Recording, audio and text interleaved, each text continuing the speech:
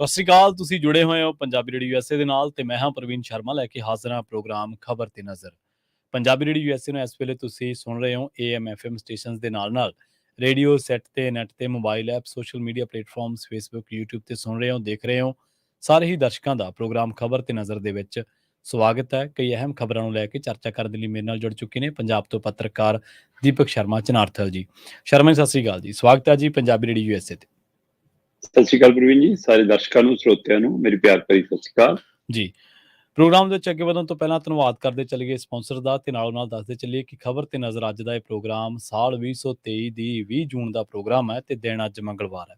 Programme ਨੂੰ sponsor ਕਰਦੇ ਨੇ ਖਾਲਸਾ ਇੰਸ਼ੋਰੈਂਸ ਏਜੰਸੀ ਵਾਲੇ, ਜਿਨ੍ਹਾਂ ਤੋਂ ਤੁਸੀਂ ਹਰ ਤਰੀਕੇ ਦੀ ਇੰਸ਼ੋਰੈਂਸ ਲੈ ਸਕਦੇ ਹੋ। ਉਹਨਾਂ ਦਾ ਨੰਬਰ ਹੈ 408-272-2500। ਇਹ ਪੂਰੇ ਅਮਰੀਕਾ ਭਰ ਦੇ ਵਿੱਚ ਇੰਸ਼ੋਰੈਂਸ ਦੀਆਂ ਸੇਵਾਵਾਂ ਦਿੰਦੇ ਨੇ ਤੇ ਨਾਲ ਪਿਛਲੇ 32 ਸਾਲਾਂ ਤੋਂ ਇੰਸ਼ੋਰੈਂਸ ਦੇ ਵਿੱਚ ਸ਼ਾਨਦਾਰ ਸੇਵਾਵਾਂ ਦੇ ਰਹੇ ਨੇ। ਅੱਜ ਹੀ ਡਾਇਲ ਕਰੋ 408-272-2500। ਟਰਕੀਅਨ ਇਮੀਗ੍ਰੇਸ਼ਨ ਲਾ ਫਰਮ ਵਾਲੇ ਜੇ ਟਰਕੀਅਨ ਅਟਾਰਨੀ ਟਰਕੀਅਨ ਦੇ ਨਾਲ ਤੁਸੀਂ ਯੂਐਸਏ ਇਮੀਗ੍ਰੇਸ਼ਨ ਬਾਬਤ ਕੋਈ ਵੀ ਸਲਾਹ ਕਰਨੀ ਹੋ, ਕੋਈ ਵੀ ਸਵਾਲ ਪੁੱਛਣਾ ਹੈ ਤੇ ਉਹਨਾਂ ਦਾ ਨੰਬਰ ਹੈ 415-909-0503। Gurdeep Singh Birdi Clovis, Satnam Singh Shergill Selma, Visalia family Fresno, Mandeep Singh San Jose, Manjit Singh San Jose. ਇਹਨਾਂ ਸਾਰੇ ਹੀ ਸਪਾਂਸਰਸ ਦਾ ਬਹੁਤ-ਬਹੁਤ ਧੰਨਵਾਦ। ਤੇ ਜੇਕਰ ਤੁਸੀਂ ਵੀ ਪੰਜਾਬੀ ਰੇਡੀਓ ਯੂਐਸਏ ਦੇ ਇਹਨਾਂ ਪ੍ਰੋਗਰਾਮਾਂ ਨੂੰ ਸਪਾਂਸਰ ਕਰਨਾ ਚਾਹੁੰਦੇ ਹੋ ਤਾਂ ਸਟੂਡੀਓ ਦਾ ਨੰਬਰ ਹੈ 408-272-5200। ਸ਼ਰਮਾ ਜੀ, ਖਬਰਾਂ ਦੀ ਸ਼ੁਰੂਆਤ ਕਰੀਏ ਗੁਰਬਾਣੀ ਪ੍ਰਸਾਰਨ ਤੋਂ ਲੈ ਕੇ। ਗੁਰਬਾਣੀ ਪ੍ਰਸਾਰਨ ਦਾ ਜਿਸ ਦਿਨ ਤੋਂ ਸਰਕਾਰ ਨੇ ਐਲਾਨ ਕੀਤਾ, ਲੋਕ ਦੋ ਪਾਸੇ ਵੰਡੇ ਗਏ ਨੇ। ਪਹਿਲੀ ਧਿਰ ਉਹ ਜਿਹੜੀ ਕਹਿੰਦੀ ਹੈ ਕਿ ਇਹ ਜਿਹੜੀ ਮੋਨੋਪਲੀ ਹੈ, ਜਿਹਦੇ 'ਚ ਇਕੱਲਾ PTC ਹੈ, ਉਹ ਹਟਣੀ ਚਾਹੀਦੀ ਹੈ। ਦੂਜੀ ਧਿਰ ਉਹ ਜਿਹੜੀ ਕਹਿੰਦੀ ਹੈ ਕਿ ਇਹ ਹਟਣੀ ਤਾਂ ਚਾਹੀਦੀ ਹੈ, ਪਰ ਨਾਲ ਇਹਦੇ ਜਿਹੜਾ ਅਖਤਿਆਰਾਤ ਹੈ ਉਹ SGPC ਕੋਲ ਹੀ ਹੋਣਾ ਚਾਹੀਦਾ ਹੈ। ਤੀਜੀ ਧਿਰ ਉਹ ਜਿਹੜੀ ਕਹਿੰਦੀ ਹੈ ਕਿ ਇਸ ਉੱਤੇ ਕਿਸੇ ਵੀ ਤਰ੍ਹਾਂ ਦੀ ਮੋਨੋਪਲੀ ਨਹੀਂ ਹੋਣੀ ਚਾਹੀਦੀ, ਨਾ ਸਰਕਾਰ ਦੀ। ਇਹ ਅਖਤਿਆਰਾਤ ਪੰਥ ਦੇ ਨੇ ਤੇ ਪੰਥ ਹੀ ਸਮਰੱਥ ਹੈ ਇਹ ਫੈਸਲੇ ਲੈਣ ਦੇ ਲਈ। ਉਹ ਗੱਲ ਵੱਖਰੀ ਹੈ ਕਿ ਪਿਛਲੇ ਸਮੇਂ ਦੇ ਵਿੱਚ ਇਹ ਫੈਸਲੇ ਲਏ ਨਹੀਂ ਜਾ ਸਕੇ, ਕਹਿ ਲੈਂਦੇ ਆਪਾਂ। ਪਰ ਉਹ ਨਾਲੇ ਵੀ ਕਹਿੰਦੇ ਆ ਸਰਕਾਰ ਦਾ ਕੋਈ ਕੰਮ ਨਹੀਂ ਪੰਥ ਦੇ ਕੰਮਾਂ ਦੇ ਵਿੱਚ ਦਖਲ ਦੇਣਾ। ਸਵਾਲ ਵੱਡਾ ਪੈਦਾ ਹੋ ਗਿਆ ਸ਼ਰਮਾ ਜੀ, ਗੁਰਬਾਣੀ ਪ੍ਰਸਾਰਨ ਮੁਕਤ ਦੀ ਆੜ ਦੇ ਵਿੱਚ ਕਿਤੇ ਗੁਰਦੁਆਰਿਆਂ ਤੇ ਕਬਜ਼ੇ ਦੀ ਕਵਾਇਦ ਤਾਂ ਨਹੀਂ? ਜੀ, ਤੁਸੀਂ ਜਿਵੇਂ ਦੁਰਸਤ ਫਰਮਾਇਆ ਕਿ ਇਸ ਮੌਕੇ ਇਸ ਫੈਸਲੇ ਨੂੰ ਲੈ ਕੇ ਕਈ ਖੇਮਿਆਂ 'ਚ ਵੰਡ ਗਈ ਹੈ ਸੰਗਤ, ਜਾਂ ਪੰਜਾਬ ਵਾਸੀ ਜਾਂ ਸਿੱਖ ਮਾਨਤਾ ਦੇਣ ਵਾਲੀਆਂ ਧਿਰਾਂ ਸਾਰੀਆਂ, ਕਿ ਅਸੀਂ ਇਹਨੂੰ ਕਿਵੇਂ ਰਿਐਕਟ ਕਰੀਏ। ਕਈਆਂ ਨੂੰ ਸਮਝ ਨਹੀਂ ਆ ਰਿਹਾ ਕਿ ਹੁਣ ਇਸ ਮਸਲੇ ਤੇ ਕਿਵੇਂ ਅੱਗੇ ਵਧਿਆ ਜਾਵੇ। ਹਾਂ, ਜਿੱਥੇ ਸਰਕਾਰ ਨੇ ਸਿਆਣਪ ਦਿਖਾਉਣੀ ਸੀ, ਕੀ ਸਰਕਾਰ ਨੇ ਸਿਆਣਪ ਦਿਖਾਈ ਹੈ? ਜਿਸ ਮਾਮਲੇ 'ਚ ਸਰਕਾਰ ਨੂੰ ਦਖਲ ਨਹੀਂ ਦੇਣਾ ਚਾਹੀਦਾ, ਕੀ ਸਰਕਾਰ ਨੇ ਉਸ ਮਾਮਲੇ 'ਚ ਵੀ ਦਖਲ ਦਿੱਤੀ ਹੈ? ਜਾਂ ਇਹ ਲੋਕਾਂ ਦੀ ਨਬਜ਼ ਪਛਾਣੀ ਹੈ ਕਿ ਹਾਂ ਇੰਝ ਕਰਨ ਨਾਲ ਲੋਕਾਂ ਦੇ ਮਨਾਂ 'ਚ ਸਾਡੀ ਭੱਲ-ਵੱਧ ਬਣੂਗੀ? ਇਸੇ ਕਈ ਪਹਿਲੂ ਨੇ। ਕੱਲ ਪੰਜਾਬ ਵਿਧਾਨ ਸਭਾ ਦਾ 2 ਰੋਜ਼ਾ ਇਜਲਾਸ ਦਾ ਦੂਸਰਾ ਦਿਨ ਸੀ ਔਰ ਦੂਸਰੇ ਦਿਨ 1 ਨਹੀਂ 2 ਨਹੀਂ 5 ਅਹਿਮ ਫੈਸਲੇ ਹੋਏ ਨੇ। ਠੀਕ ਹੈ। ਜਿਨ੍ਹਾਂ ਦੇ ਵਿੱਚੋਂ ਜੇਕਰ ਸਭ ਤੋਂ ਪਹਿਲੀ ਜਿਹੜੀ ਤੁਸੀਂ ਗੱਲ ਕਰ ਰਹੇ ਹੋ, ਆਪਾਂ ਉਹਦੇ ਵਿਸਥਾਰ 'ਚ ਵੀ ਆਵਾਂਗੇ ਕਿ 21 ਜੁਲਾਈ ਤੋਂ ਮੁੱਖ ਮੰਤਰੀ ਸਾਹਿਬ ਕਹਿੰਦੇ ਕਿ ਹੁਣ ਸਾਰੇ ਚੈਨਲ ਉੱਤੇ ਗੁਰਬਾਣੀ ਦਾ ਪ੍ਰਸਾਰਨ, ਸੱਚਖੰਡ ਸ੍ਰੀ ਦਰਬਾਰ ਸਾਹਿਬ ਤੋਂ ਗੁਰਬਾਣੀ ਦਾ ਸਿੱਧਾ ਪ੍ਰਸਾਰਨ ਮੁਕਤ ਹੋਏਗਾ ਸਾਰੀਆਂ, ਬਾਕੀ ਕਿਸੇ ਦੇ ਕੰਟਰੋਲ ਤੋਂ। ਸੋ ਇਸ ਲਈ 21 ਜੁਲਾਈ ਤੋਂ ਹੋ ਜਾਣਾ। ਇੱਕ ਫੈਸਲਾ ਇਹ ਲਿਆ। ਇਹਨੂੰ ਲੈ ਕੇ ਕਹਿੰਦੇ ਜੀ ਅਸੀਂ ਸੋਧ ਬਿੱਲ 2023 ਜਿਹੜਾ ਗੁਰਦੁਆਰਾ ਐਕਟ 1925 ਉਹਦੀ ਸੋਧ ਬਿੱਲ ਹੈ ਨਾ 25A ਦੇ ਤਹਿਤ ਅਸੀਂ ਮਤਲਬ ਕਿ ਇਹਨੂੰ ਮਾਨਤਾ ਦੇ ਦਿੱਤੀ ਆ। ਦੂਸਰਾ ਇਸੇ ਤਰ੍ਹਾਂ ਇਹਦੇ ਵਿੱਚ ਸਭ ਤੋਂ ਵੱਡਾ ਜਿਹੜਾ ਆਇਆ ਯੂਨੀਵਰਸਿਟੀਆਂ ਦੇ ਪਹਿਲੂ ਦੇ ਉੱਤੇ ਲੈ ਕੇ ਆਇਆ ਕਿ ਪੰਜਾਬ ਦੀਆਂ ਜਿਹੜੀ ਯੂਨੀਵਰਸਿਟੀਆਂ ਨੇ ਉਹਨਾਂ ਦਾ ਕੰਟਰੋਲ ਪੰਜਾਬ ਕੋਲ ਹੋਵੇ। ਉਹਨਾਂ ਦੇ BC ਮਤਲਬ ਕਿ ਅਸੀਂ ਲੱਗੀਏ, ਹੁਣ BC ਅਸੀਂ ਲਾ ਸਕੀਏ, ਉਹਦੇ ਲਈ ਚਾਂਸਲਰ ਆਪ ਬਣਨ ਦੀ ਮਤਲਬ ਕਿ ਕਵਾਇਦ ਦੇ ਵਿੱਚ ਉਹ ਮਤਾ ਪਾਸ ਕੀਤਾ ਗਿਆ। ਇਸੇ ਤਰ੍ਹਾਂ ਅਹਿਮ ਤੌਰ ਤੇ ਤੀਸਰਾ RDF ਵਾਲਾ, ਉਹ ਵੀ ਚਰਚਾ ਮੰਗਦਾ, ਕਾਫੀ ਵੱਡਾ ਮਸਲਾ ਹੈ ਕਿ ਪੇਂਡੂ ਵਿਕਾਸ ਫੰਡ ਕੇਂਦਰ ਨੇ ਰੋਕਿਆ ਹੋਇਆ ਤੇ ਉਹਦੇ ਲਈ ਵੀ ਮਤਾ ਲੈਂਦਾ ਕਿ ਉਹ ਜਾਰੀ ਕੀਤਾ ਜਾਵੇ ਤੁਰੰਤ। ਇਹੋ ਨਹੀਂ, ਇਹਦੇ ਨਾਲ ਮਤਲਬ ਕਿ ਇੱਕ ਅਹਿਮ ਪਹਿਲੂ ਜਿਹੜਾ ਹੋਰ ਸਾਹਮਣੇ ਆ ਰਿਹਾ ਸੀਗਾ ਉਹ ਸੀਗਾ ਕਿ ਪੰਜਾਬ 'ਚ DGP ਕਿ ਉਹਦੇ ਲਈ ਸਾਡੇ ਕੋਲ ਅਧਿਕਾਰ ਹੋਵੇ। ਉਹ ਇੱਕ ਮਤਲਬ ਕਿ ਮਤਾ ਆਇਆ, ਜਿਹੜੇ ਮਤੇ ਦੇ ਵਿੱਚ ਇਹ ਤੈਅ ਹੋਇਆ ਕਿ ਹੁਣ 7 ਮੈਂਬਰੀ ਕਮੇਟੀ ਬਣੂਗੀ। ਕਮੇਟੀ ਦਾ ਚੀਫ ਸਾਬਕਾ ਜੱਜ ਹੋਇਆ ਕਰਨਗੇ ਹਰਿਆਣਾ ਹਾਈ ਕੋਰਟ ਦੇ, ਪੰਜਾਬ ਹਰਿਆਣਾ ਹਾਈ ਕੋਰਟ ਦੇ, ਤੇ ਉਹਦੇ ਨਾਲ ਮਤਲਬ ਕਿ ਹੋਰ ਮੈਂਬਰ ਹੋਣਗੇ। ਉਹ 7 ਮੈਂਬਰ 3 ਨਾਮ ਫਾਈਨਲ ਕਰਕੇ ਸਰਕਾਰ ਨੂੰ ਭੇਜਣਗੇ। ਸਰਕਾਰ ਉਹਨਾਂ ਚੋਂ ਚੁਣ ਕੇ 3 ਸਾਲ ਘੱਟੋ ਸਮਾਂ ਹੱਦ ਹੋ ਸਕਦੀ ਹੈ ਉਹਦੀ, ਤੇ ਘੱਟੋ ਘੱਟ ਉਹਦੀ 30 ਸਾਲ ਦੀ ਉਮਰ ਮਤਲਬ ਕਿ ਸੇਵਾ ਹੋ ਜਾਵੇ ਡਿਊਟੀ ਦੀ, ਤੇ 6 ਮਹੀਨੇ ਘੱਟੋ ਘੱਟ ਉਹਦੀ ਰਿਟਾਇਰਮੈਂਟ 'ਚ ਰਹਿੰਦੇ ਹੋਣ, ਉਸ ਬੰਦੇ ਨੂੰ ਫਿਰ DGP ਲਈ ਮਾਨਤਾ ਮਿਲ ਸਕਦੀ ਹੈ। ਸੋ ਇਹ ਅਧਿਕਾਰ ਵੀ ਹੁਣ ਪੰਜਾਬ ਸਰਕਾਰ ਆਪਣੇ ਕੋਲ ਰੱਖਣ ਜਾ ਰਹੀ ਹੈ। ਸੋ ਇਹਦੇ ਨਾਲ ਇੱਕ ਬੜੇ ਅਧਿਕਾਰੀਆਂ, ਬੜੇ ਮੁਲਾਜ਼ਮਾਂ, ਪਟਵਾਰੀਆਂ, ਕਾਨੂੰਗੋਆਂ, ਇਹਨਾਂ ਸਾਰਿਆਂ ਨੂੰ ਵੀ ਮੌਜਾਂ ਕਰਾਉਣ ਦੇ ਲਈ ਕਹਿਤਾ ਕਿ ਹੁਣ ਤੁਹਾਡੇ ਲਈ ਵੀ ਟੋਲ ਫ੍ਰੀ ਆ। ਹੂੰ ਕੀ ਇੰਜੀਨੀਅਰ, ਕੀ ਇਹ ਮਤਲਬ ਮੁਲਾਜ਼ਮ ਜਾਂ ਇਹ ਵੈਸੇ ਪਹਿਲਾਂ ਵੀ ਕਿੰਨੇ ਕੁ ਅਧਿਕਾਰੀ ਮੁਲਾਜ਼ਮ ਦਿੰਦੇ ਨੇ ਟੋਲ, ਆਪਾਂ ਨੂੰ ਪਤਾ ਹੀ ਹੈ, ਪਰ ਜਿਹੜੇ ਮਤਲਬ ਕਿ ਇੱਕ ਸਹੀ ਤਰੀਕੇ ਨਾਲ ਲੰਘਦੇ ਸੀ ਉਹਨਾਂ ਨੂੰ ਸਤਿਕਾਰ ਦਿੱਤਾ। ਤੇ ਇਹ ਕਹਿ ਕੇ ਜਦੋਂ ਨੌਕਰੀ ਕਰਦੇ ਹੋ ਡਿਊਟੀ ਟਾਈਮ 'ਚ, ਤੇ ਉਹ ਤਾਂ ਫਿਰ ਹੁਣ 24 ਘੰਟੇ ਡਿਊਟੀ ਕਰਨਗੇ, ਜਿਹੜੇ ਕਦੇ 6 ਘੰਟੇ ਵੀ ਡਿਊਟੀ ਨਾ ਕਰਦੇ ਹੋਣ ਜੀ, ਟੋਲ ਤੇ ਲੰਘਣ ਲੱਗੇ ਤਾਂ ਡਿਊਟੀ ਤੇ ਹੋਇਆ ਕਰਨਗੇ। ਸੋ ਇਸ ਲਈ ਉਹਨਾਂ ਲਈ ਵੀ ਉਹ ਪਹਿਲੂ ਫਿਰ ਉੱਥੇ ਹੀ ਖੜਾ, ਜਿਵੇਂ ਬੱਸਾਂ 'ਚ ਬੱਸ ਪਾਸ ਮੁਫਤ ਕਰਨ ਵਾਲਾ ਪਹਿਲੂ ਸੀਗਾ ਕਿ ਭਾਈ ਉਹਦੇ ਫਾਇਦਾ ਕਿਹਨੂੰ ਹੋਇਆ, ਸਰਕਾਰੀ ਨੌਕਰੀਆਂ ਕਰਦੀਆਂ ਬੀਬੀਆਂ ਨੂੰ ਹੋਇਆ ਜਾਂ ਆਮ ਪਿੰਡ ਵਾਲੀ ਬੀਬੀ ਜਿਹਨੇ ਸਮਾਈ ਤਮਾਈ ਜਾਣਾ ਉਹਨੂੰ ਹੋਇਆ ਜੀ। ਸੋ ਇਸੇ ਤਰ੍ਹਾਂ ਇਸ ਫੈਸਲੇ ਦਾ ਵੀ ਅਸਰ ਆਮ ਵਰਗ ਨੂੰ ਕੀ ਫਾਇਦਾ ਹੋਣਾ, ਕੀ ਇਹ ਮੁਲਾਜ਼ਮ ਵਰਗ ਨੂੰ ਖੁਸ਼ ਕਰਕੇ ਆਪਣੇ ਨਾਲ ਰੱਖਣ ਦੀ ਕਵਾਇਦ ਹੈ, ਕੀ ਪਹਿਲੂ ਹੈ। ਸੋ ਇਹ ਸਾਰੇ ਪਹਿਲੂਆਂ ਦੇ ਵਿੱਚੋਂ ਅਹਿਮ ਸਭ ਦੀ ਨਜ਼ਰ ਸੀ ਕੱਲ ਗੁਰਬਾਣੀ ਵਾਲੇ ਪ੍ਰਸਾਰਣ ਨੂੰ ਲੈ ਕੇ। ਠੀਕ ਹੈ। ਮੁੱਖ ਮੰਤਰੀ ਭਗਵੰਤ ਮਾਨ ਹੋਰਾਂ ਨੇ ਖੁਦ ਇਸ ਗੱਲ ਨੂੰ ਲਿਆ ਕੇ ਕੀਤਾ, ਕਹਿੰਦੇ ਜੀ ਉਹ ਸਾਨੂੰ ਦੱਸਦੇ ਨੇ ਜਿਹੜੇ ਕਦੇ ਦਾੜੀ ਖੋਲ ਲਓ ਕਦੇ ਦਾੜੀ ਬੰਨ ਲਓ। ਸੋ ਮਤਲਬ ਤੰਜ ਵਿਧਾਨ ਸਭਾ 'ਚ ਖੜ ਕੇ ਜਿਹੋ ਜਿਹੇ ਕੀਤੇ ਉਸ ਨੂੰ ਲੈ ਕੇ ਵੀ ਸਵਾਲ ਉੱਠਦੇ ਰਹੇ ਕਿ ਕੀ ਇਹ ਸ਼ੋਭਦਾ ਸੀ ਜਾਂ ਨਹੀਂ ਸ਼ੋਭਦਾ ਸੀ। ਪਰ ਜਿਹੜੀ ਗੱਲ ਤੁਸੀਂ ਕਰ ਰਹੇ ਹੋ ਬਿਲਕੁਲ ਹੈ, ਉਹ ਵੱਡਾ ਸਵਾਲ ਇਹ ਸੀਗਾ ਕਿ ਜਿਸ ਖੇਮਿਆਂ 'ਚ ਵੰਡੇ ਗਏ ਆ ਅਸੀਂ ਕਿ ਹਾਂ ਇਹ ਅਧਿਕਾਰ ਸਭ ਨੂੰ ਹੋਣਾ ਚਾਹੀਦਾ, ਇਹ ਚਿਰਾਂ ਤੋਂ ਮੰਗ ਸੀ, ਪੰਜਾਬ ਇਹ ਚਿਰਾਂ ਤੋਂ ਸੋਚਦਾ ਸੀ ਕਿ ਅਧਿਕਾਰ ਸਭਨਾਂ ਨੂੰ ਹੋਣਾ ਚਾਹੀਦਾ, ਪਰ ਪੰਜਾਬ ਇਹ ਵੀ ਚਾਹੁੰਦਾ ਸੀ ਕਿ ਇਹ ਮਰਿਆਦਾ ਦੇ ਤਹਿਤ ਹੋਣਾ ਚਾਹੀਦਾ। ਪੰਜਾਬ ਇਹ ਵੀ ਸੋਚਦਾ ਸੀ ਕਿ ਅਕਾਲੀਆਂ ਤੋਂ ਮੁਕਤ ਹੋਣਾ ਚਾਹੀਦਾ ਹੈ, ਤੇ ਜੇ ਅਕਾਲੀਆਂ ਤੋਂ ਮੁਕਤ ਤਾਂ ਕਿਹਦੇ ਕੰਟਰੋਲ 'ਚ ਹੋਣਾ ਚਾਹੀਦਾ। ਇਹ ਅਸੀਂ ਕਦੇ ਸ਼ਾਇਦ ਧਿਆਨ ਹੀ ਨਹੀਂ ਦਿੱਤਾ ਇਸ ਗੱਲ ਵੱਲ ਜੀ। ਪ੍ਰਵੀਨ ਜੀ, ਇਸ ਮੌਕੇ ਜਿਹੜੇ ਅੱਜ ਅਕਾਲੀ ਦਲ ਇਹ ਚੀਖ ਕੇ ਕਹਿ ਰਿਹਾ ਹੈ ਕਿ ਜੀ ਇਹ ਸਿੱਖ ਪੰਥ ਦੇ ਮਸਲਿਆਂ 'ਚ ਦਖਲ ਹੈ, ਇਹ ਸ਼੍ਰੋਮਣੀ ਕਮੇਟੀ ਦੇ ਕੰਮ 'ਚ ਦਖਲ ਹੈ, ਇਹ ਗੁਰਦੁਆਰਿਆਂ ਦੇ ਪ੍ਰਬੰਧਾਂ 'ਚ ਦਖਲ ਹੈ, ਇਹ ਅਕਾਲੀ ਦਲ ਉਹ ਕਹਿ ਰਿਹਾ ਜਿਹਨੇ ਸਭ ਤੋਂ ਵੱਧ ਸਰਕਾਰੀ ਦਖਲ ਇਹਨਾਂ ਕੰਮਾਂ 'ਚ ਦਿੱਤੀ। ਬਿਲਕੁਲ ਜੀ। ਅਕਾਲੀ ਦਲ ਜਦ ਸਰਕਾਰ 'ਚ ਰਿਹਾ, ਤੁਸੀਂ ਸਰਕਾਰ ਸੀ ਉਸ ਸਮੇਂ, ਤੁਸੀਂ ਕਿਉਂ ਧਾਰਮਿਕ ਸੰਸਥਾਵਾਂ ਨੂੰ ਯਾਦ ਨਹੀਂ ਰਹਿਣ ਦਿੱਤਾ? ਤੁਸੀਂ ਕਿਉਂ ਸਭ ਤੋਂ ਵੱਧ ਦਖਲ ਉਹਨਾਂ ਨੇ ਦਿੱਤੀ, ਸਭ ਤੋਂ ਵੱਧ ਨੁਕਸਾਨ ਉਹਨਾਂ ਨੇ ਕੀਤਾ, ਤੇ ਰਾਹ ਖੋਲਿਆ ਵੀ ਉਹਨਾਂ ਨੇ ਹੈ ਇਹ ਕੰਮ ਲਈ। ਜੇ ਅੱਜ ਦੂਜੀਆਂ ਪਾਰਟੀਆਂ ਦੀਆਂ ਸਰਕਾਰਾਂ ਦਖਲ ਦੇ ਰਹੀਆਂ ਤਾਂ ਇਹਦੇ ਲਈ ਮੁੱਢ ਕਿਹਨੇ ਵੱਜਿਆ? ਅਕਾਲੀ ਦਲ ਨੇ ਵੱਜਿਆ। ਜੀ। ਤੇ ਅੱਜ ਅਸੀਂ ਇਹ ਪੰਜਾਬ ਜਾਂ ਪੰਥਕ ਧਿਰਾਂ ਜਾਂ ਚਿੰਤਕ ਧਿਰਾਂ ਇਹ ਲੰਮੇ ਸਮੇਂ ਤੋਂ ਗੱਲ ਕਰਦੀਆਂ ਰਹੇ ਕਿ ਅਕਾਲੀਆਂ ਤੋਂ ਮੁਕਤ ਕਰਾਓ ਜੀ ਸ਼੍ਰੋਮਣੀ ਕਮੇਟੀ ਨੂੰ, ਤੇ ਉਸੇ ਕਦਮ ਦੇ ਵੱਲੋਂ ਇਹਨੂੰ ਦੇਖਿਆ ਜਾ ਰਿਹਾ ਕਿ ਹਾਂ ਗੁਰਬਾਣੀ ਮੁਕਤ ਕਰਾ ਲਈ ਜੀ ਅਸੀਂ। ਠੀਕ ਹੈ। ਗੁਰਬਾਣੀ ਕਿਸੇ ਦੇ ਕਬਜ਼ੇ ਹੇਠ ਨਹੀਂ ਹੈ, ਉਹਦੇ ਪਰ ਕੋਈ ਕਬਜ਼ਾ ਕਰ ਵੀ ਨਹੀਂ ਸਕਦਾ। ਜਿੰਨੀ ਮਰਜ਼ੀ ਤਾਕਤਵਰ ਤੇ ਰਾਜਵੇ, ਇਹ ਭੁਲੇਖਾ ਕੱਢ ਲੈਣ ਜਾਂ ਇਹ ਕੌਣ ਨੇ ਮੁਕਤ ਕਰਾਉਣ ਵਾਲੇ। ਸੋ ਇਸ ਲਈ ਇਹ ਸਾਰੇ ਦੇ ਵਿੱਚੋਂ ਸਮਝਣ ਵਾਲੀ ਗੱਲ ਇਹ ਆ ਕਿ ਅੱਜ ਅਸੀਂ ਕਹਿ ਰਹੇ ਹਾਂ ਕਿ ਅਸੀਂ ਅਕਾਲੀਆਂ ਦੇ ਕਬਜ਼ਿਆਂ 'ਚੋਂ ਛੁਡਾ ਰਹੇ ਹਾਂ, ਤੇ ਫਿਰ ਕਬਜ਼ੇ ਲੈਣੇ ਕਿਹਨੇ ਨੇ? ਦਿੱਲੀ ਕਮੇਟੀ ਕਹਿੰਦੇ ਅਕਾਲੀ ਦਲ ਤੋਂ ਮੁਕਤ ਹੋ ਗਈ, ਕੰਟਰੋਲ 'ਚ ਕਿਹਦੇ ਕੋਲ ਹੈ ਜੀ? ਸਹੀ ਹੈ। ਦਿੱਲੀ ਕਮੇਟੀ ਚਲਾ ਕੌਣ ਰਿਹਾ ਅੱਜ ਕੱਲ? RSS ਦੇ। ਮੈਂ ਕਹਿੰਦਾ ਇਹ ਨਹੀਂਗਾ, ਚਿਹਰੇ ਮੋਹਰੇ ਦੇਖ ਲਿਓ ਤੁਹਾਨੂੰ ਉਹੀ ਦਿਖਣਗੇ ਜਿਹੜੇ ਉੱਧਰ ਸੀ ਉਹ ਇੱਧਰ ਨੇ, ਸ਼ਕਲਾਂ ਸੂਰਤਾਂ ਉਹੀ ਦਿਖਣਗੀਆਂ, ਰੂਪ ਰੰਗ ਉਹੀ ਦਿਖੂਗਾ, ਪਰ ਕੰਟਰੋਲ ਕਿਹਦੇ ਕੋਲ ਹੈ? ਸੰਘ ਕੋਲ, RSS ਕੋਲ, BJP ਕੋਲ, ਕੇਂਦਰ ਕੋਲ। ਥੋੜਾ ਜਿਹਾ ਉਰਾਂ ਨੂੰ ਆਜੋ, ਪੰਜਾਬ ਕੰਨੀ ਨੂੰ ਆਜੋ, ਹਰਿਆਣੇ 'ਚ ਆਜੋ ਜੀ, ਬਣ ਗਈ ਜੀ ਨਵੀਂ ਕਮੇਟੀ ਜੀ। ਤੇ ਉਸ ਕਮੇਟੀ ਦਾ ਕੰਟਰੋਲ ਕਿਹਦੇ ਕੋਲ ਹੈ ਜੀ? ਖੱਟਰ ਸਰਕਾਰ ਕੋਲ। ਖੱਟਰ ਸਰਕਾਰ ਕਿਹੜੀ ਹੈ ਜੀ? BJP ਦੀ। BJP ਕਿਹਦੀ ਹੈ ਜੀ? ਸੰਘ ਦੀ। ਕੰਟਰੋਲ ਕਿਹਦੇ ਕੋਲ ਹੈ ਜੀ? ਤੇ ਜੇ ਅਕਾਲੀ ਦਲ BJP ਨਾਲ ਭਾਈਵਾਲ ਸੀ ਤਾਂ ਵੀ ਉਹਨਾਂ ਦਾ ਕੰਟਰੋਲ ਸੀ। ਹੁਣ ਬਾਹਰ ਆ ਕੇ ਜੇ ਕੇਜਰੀਵਾਲ ਦਾ ਕੰਟਰੋਲ ਹੋਣ ਦੀ ਕਵਾਇਦ ਹੋ ਰਹੀ ਆ ਤਾਂ ਵੀ ਕੰਟਰੋਲ ਕੀ ਉਹਨਾਂ ਦਾ ਹੀ ਹੋਣਾ? ਜਾਂ BJP ਨੂੰ ਇਹ ਲੱਗਦਾ ਕੋਈ ਨਾ ਕੇਜਰੀਵਾਲ ਤੂੰ ਕਰ, ਉਹ ਤੋਂ ਬਾਅਦ ਸਾਡੇ ਕੋਲੇ ਆਉਣਾ, ਕੰਟਰੋਲ ਸਾਡੇ ਕੋਲ। ਕੀ ਅਸੀਂ ਇਸ ਪਾਸੇ ਤਾਂ ਨਹੀਂ ਵੱਧ ਰਹੇ? ਇਹ ਫਿਕਰਮੰਦੀ ਵਾਲੀ ਪਹਿਲੂ ਹੈ ਜੀ। ਹਾਂ, ਮੁੱਖ ਮੰਤਰੀ ਭਗਵੰਤ ਮਾਨ ਹੋਰਾਂ ਨੇ ਇੱਕ ਹਵਾਲਾ ਦਿੱਤਾ, ਉਹ ਹਵਾਲਾ ਬੜਾ ਠੋਸ। ਠੀਕ ਹੈ। ਉਹ ਕਹਿੰਦੇ ਜੀ, ਇਹ ਕਹਿੰਦੇ ਨੇ ਕਿ ਅਸੀਂ ਗੁਰਬਾਣੀ ਪ੍ਰਸਾਰਣ ਦਾ ਕੋਈ ਪੈਸਾ ਨਹੀਂ ਲੈਂਦੇ। ਠੀਕ ਹੈ। ਉਹਨਾਂ ਦੇ ਚੈਨਲ ਦੇ ਮਾਲਕ ਨੇ ਵੀ ਕਿਹਾ ਕਿ ਜੀ 1 ਰੁਪਈਆ ਵੀ ਸਾਬਤ ਕਰ ਦੇਣ ਮੈਂ ਲਿਆ ਹੋਵੇ। ਪ੍ਰਵੀਨ ਜੀ, ਅੱਜ ਦੀ ਦੌਰ ਦੇ ਵਿੱਚ ਦੇਸ਼ ਦੇ ਅੰਦਰ ਐਡੇ ਵੱਡੇ ਮੀਡੀਆ ਅਦਾਰੇ ਨੇ, ਉਹ ਅਦਾਰੇ ਨੁਕਸਾਨ 'ਚ ਨੇ ਪਰ ਤਾਂ ਵੀ ਬਹੁਤ ਵੱਡੇ ਪੱਧਰ ਤੇ ਚੱਲਦੇ ਨੇ। ਉਹਦਾ ਕਾਰਨ ਉਹਨਾਂ ਨੇ ਉਹਦੀ ਆੜ ਦੇ ਵਿੱਚ ਹੋਰ ਧੰਦੇ ਕਰਨੇ ਨੇ ਜੀ। ਉਹ ਮੀਡੀਆ ਅਦਾਰੇ ਤਾਂ ਉਹਨਾਂ ਦੇ ਬਾਕੀ ਧੰਦਿਆਂ ਨੂੰ ਬਚਾਉਣ ਲਈ ਸ਼ੈਲਟਰ ਨੇ, ਬਚਾਉਣ ਲਈ ਢਾਲ ਨੇ। ਉਸੇ ਤਰ੍ਹਾਂ ਇਹ ਕਹਿੰਦੇ ਅਸੀਂ ਗੁਰਬਾਣੀ ਪ੍ਰਸਾਰਣ ਦਾ ਕੋਈ ਪੈਸਾ ਨਹੀਂ ਲੈਂਦੇ। ਭਗਵੰਤ ਮਾਨ ਕਹਿੰਦਾ ਜੀ $54 ਲੱਗਦੇ ਆ ਅਮਰੀਕਾ 'ਚ ਜੇ ਉਹ ਚੈਨਲ ਚਲਾਉਣਾ ਹੋਵੇ। ਤੇ $54 ਤਾਂ ਕਿਹਨੂੰ ਜਾਂਦਾ ਜੀ? ਕਹਿੰਦੇ ਮੁਨਾਫਾ।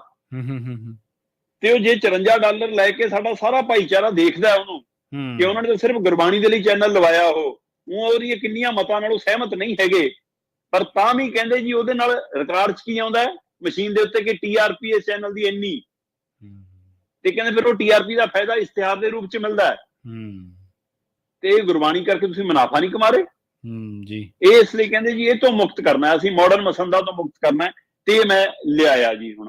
ਹੁਣ ਸਵਾਲ ਇਹ ਆ, ਜਿਹੜਾ ਕਿੱਸਾ ਖੁਦ ਮੁੱਖ ਮੰਤਰੀ ਭਗਵੰਤ ਮਾਨ ਹੋਰਾਂ ਨੇ ਸੁਣਾਇਆ ਕਿ ਜੀ ਹਰਿਆਣੇ ਦੇ ਵਿੱਚ ਜਦੋਂ ਵੱਖਰੀ ਕਮੇਟੀ ਵਾਲਾ ਮਾਮਲਾ ਆਇਆ ਤਾਂ ਸ਼੍ਰੋਮਣੀ ਕਮੇਟੀ ਧਿਰ ਬਣੀ, ਸੁਪਰੀਮ ਕੋਰਟ 'ਚ ਕਿਹਾ ਜੀ ਕਿ ਦਖਲ ਨਹੀਂ ਦੇ ਸਕਦੇ, ਹੈ ਨਾ, ਤੇ ਕਹਿੰਦੇ ਜੀ ਸੁਪਰੀਮ ਕੋਰਟ ਨੇ ਕਿਹਾ ਕਿ ਭਾਈ ਤੁਸੀਂ ਆਪਣੀ ਵੱਖਰੀ ਬਣਾਉਣੀ ਆ ਬਣਾ ਲਓ, ਤੁਹਾਨੂੰ ਵੀ ਉਨਾ ਹੀ ਅਧਿਕਾਰ ਆ, ਤੁਸੀਂ ਪੰਜਾਬ 'ਚ ਅੱਡ ਬਣਾ ਲਓ ਜੀ।